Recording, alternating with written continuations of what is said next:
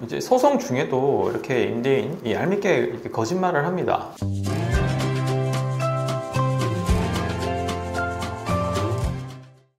안녕하세요, 김민중 변호사입니다. 최근 임대차 분쟁, 특히 집주인이 실거주하겠다라고 하면서 임차인을 퇴거시키면서 이런 분쟁이 많이 발생을 하고 있는데요. 최근 저희 법인에서 얄미운 그 임대인을 참교육한 성공 사례가 있어서 한번 소개해 드리고자 합니다. 먼저 사실관계를 한번 살펴보겠습니다.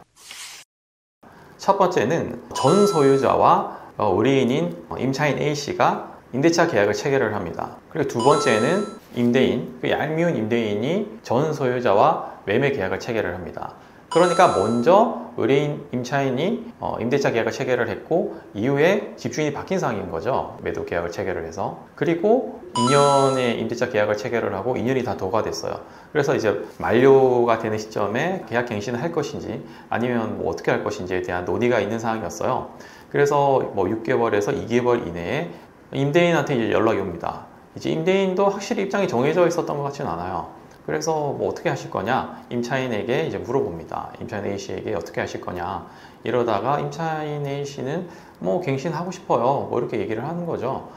그런데 뭐 시세대로 올려줘야 될 것 같다, 임대인은 그렇게 얘기를 하고, 계약서를 다시 써야 된다, 뭐 이런 얘기를 하다가 약간 좀 모호하게 대화가 이제 끝납니다. 그러다가 또 이제 시간이 한 달 정도 지나서 또 이제 임대인한테 연락이 옵니다. 아니, 내가 이제 뭐 집을 팔아야 될 수도 있는데 내가 돈을 어느 정도 줄 테니 나가는 게 어떻겠냐, 뭐 이렇게 얘기를 하다가 옥신각신 하다가 결국 임대인이 내가 들어서 살겠다, 나는 살 것이다 라고 하면서 퇴거 요청을 합니다. 그런데 이제 저희 의뢰인이 봤을 때 아무리 생각해도 본인이 안 살 것 같단 말이에요. 아니, 살 거면 이제 본인이 살겠다고 했겠죠. 근데 이전부터 갱신을 해줄 것처럼 하고 이후에 뭐 시세대로 올려달라고 하질 않나. 그러다가 뭐 자기가 팔 테니 어느 정도 보상을 해주겠다라고 하질 않나. 이러다가 결국 나는 원래 살 의도고 있었고 원래 살 생각도 있었다. 그런데 지금 난 꼭 살아야겠다라고 하면서 이런 퇴거 요청을 한 거죠.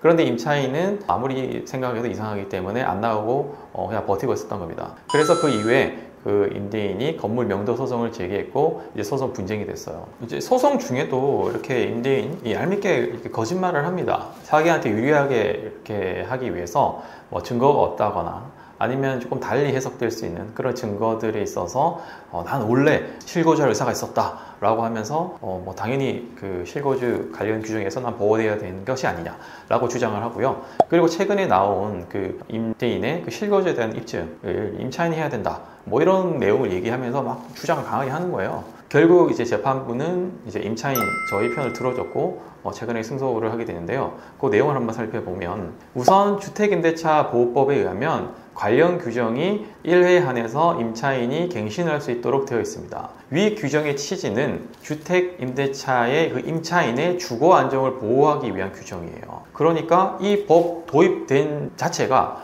임차인의 주거 안정을 보장하기 위한 것이에요. 그리고 마냥 그 임차인의 그 권리를 보장할 수 없기 때문에 이렇게 형평을 고려해서 1회로 규정을 한 것이고요. 그리고 임대인에게 특별한 사정이 있으면 이제 갱신을 거절할 수 있도록 되어 있는 것입니다. 원칙은 갱신, 특별한 경우 갱신 거절, 이렇게 되어 있는 것이에요. 그런데 이제 임대인은 이제 집주인 실거주를 하겠다라고 하는 그 규정을 악용해서 이용해서 이런 행위를 한 것이죠. 우선 재판부는 이런 주택임대차법의 그 목적에 대해서 근거를 들었고요. 두 번째는 처음에 임대인과 임차인이 이야기를 했을 때 갱신하는 듯한 이야기를 했다라고 하면서 계약 갱신에 대한 합의가 있는 것으로 해석을 했습니다. 이제 계약이 이루어지고 의사의 합치가 있으려면 반드시 서면에 의해서만 이루어지는 것은 아닙니다. 구두로서도 이루어질 수가 있어요. 구두 계약도 계약입니다. 그런데 그런 구두 계약이 이루어지려면 적어도 중요한 부분에 있어서 의사의 합치가 있어야 된다. 또는 장래에 구체적이고 명확한 정도의 조건에 대해서는 의사의 합치가 있어야 한다는 것이 판례 입장입니다. 그런데 이번 그 사안에서 갱신할 시점에 난 갱신을 하겠다라는 취지를 밝혔고 시세대로 나는 올려서 받고 이제 뭐 계약서를 써야 되겠다라고 하는 내용이 있단 말이에요. 그런 내용을 보고 이제 의사의 합치가 있었다라고 본 거죠. 계약 갱신에 대한 합의가 있었다고 본 것이죠. 그리고 합의가 있었다라고 보면 그 다음 단계로 집주인이 계약 갱신 거절할 수 있는지를 판단을 해야 됩니다. 그런데 이에 대해서 법원은 임대인이 갱신 거절을 할 때 그 임차인이 거짓 또는 뭐 은폐 이런 부당한 행동을 해서 위계 등의 방법을 이용해서 갱신 거절을 못하게 하게끔 이렇게 만든 특별한 사정이 없는 한 그 계약 갱신 거절을 인정되어서는 안 된다라고 했고요. 그 특별한 사정에 대한 입증은 그 임대인이 해야 한다 이렇게 판시를 했습니다.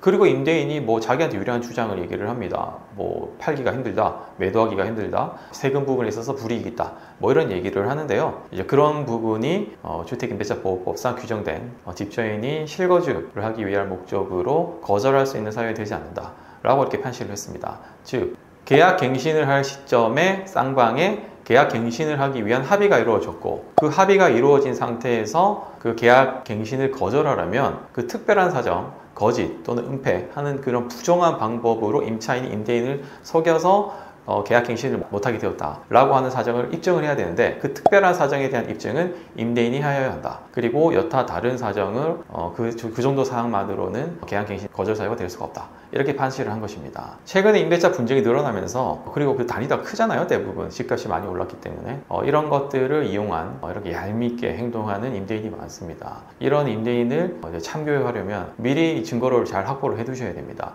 그리고 일관된 그 행동을 보이셔야 돼요. 이랬다 저랬다 이렇게 막 스텝을 밟으시면 이게 나중에 다 좀 불리한 결과로 돌아옵니다. 이번 시간에는 최근에 저희가 임대인을 상대로 참교육한 성공 사례에 대해서 살펴봤는데요. 다음번에는 좀 다른 하급심 판례에 대해서도 한번 살펴보겠습니다. 끝까지 시청해 주셔서 감사합니다. 좋은 하루 보내세요.